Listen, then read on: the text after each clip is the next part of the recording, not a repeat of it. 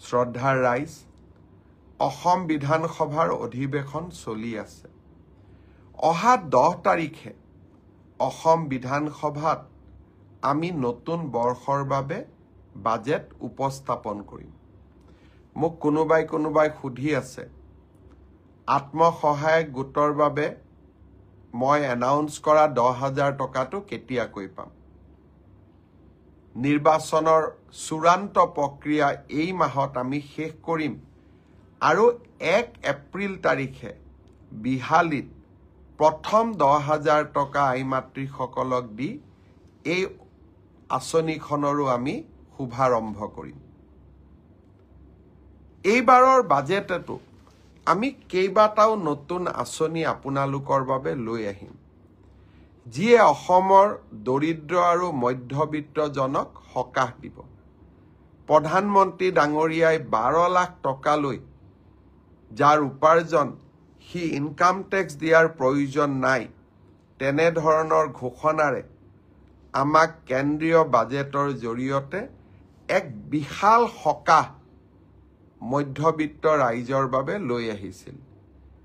প্ৰধানমন্ত্ৰী ডাঙৰীয়াৰ আদৰ্শকে সৰুগত কৰি আমাৰ চৰকাৰৰ এই বিত্তবৰ্ষৰ বাজেটতো অসমৰ দৰিদ্ৰ আৰু মধ্যবিত্ত শ্ৰেণীটোৰ বাবে আৰু বিশেষকৈ অসমৰ যুৱ শক্তি আৰু অসমৰ শিক্ষাৰ্থীসকলৰ বাবে আমি কেইবাটাও নতুন পৰিকল্পনা হাতত ল'ম।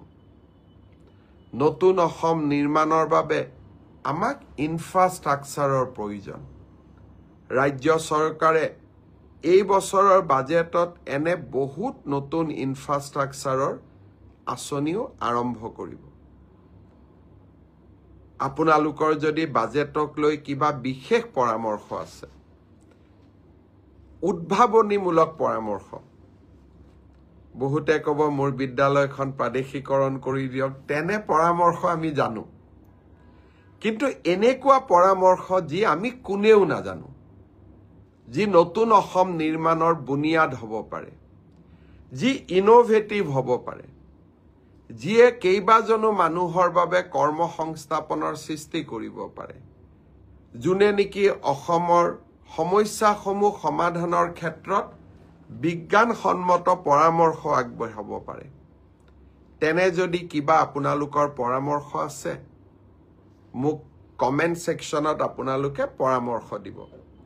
কিন্তু বাকী পৰামৰ্শবিলাক মই জানো, প্ৰাদেশিকৰণ কৰিব লাগে, গাঁওবুঢ়াৰ দৰমহা বঢ়াব লাগে, আশা অংগনবাড়ীৰ দৰমহা বঢ়াব লাগে, তেনে পৰামৰ্শবিলাক মই জানো।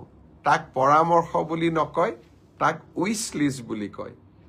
কিন্তু আমাক উইচ লিষ্টৰ লগতে পৰামৰ্শ লাগে, যি নতুন অসমৰ ভেটি নিৰ্মাণ কৰাৰ বাবে আমি সাহস পাওঁ, শক্তি পাওঁ, আইডিয়া পাওঁ। প্ৰবাসী অসমীয়াসকল কোনোবা কলিকতাত আছে, কোনোবা দিল্লীত আছে, কোনোবা মহাৰাষ্ট্ৰত আছে, কোনোবা কৰ্ণাটকত আছে। সেই ৰাজ্যবিলাকত যদি কিবা ভাল কাম হৈছে যি অসমত হোৱা নাই, তেনে পৰামৰ্শও আমাক দিব পাৰে।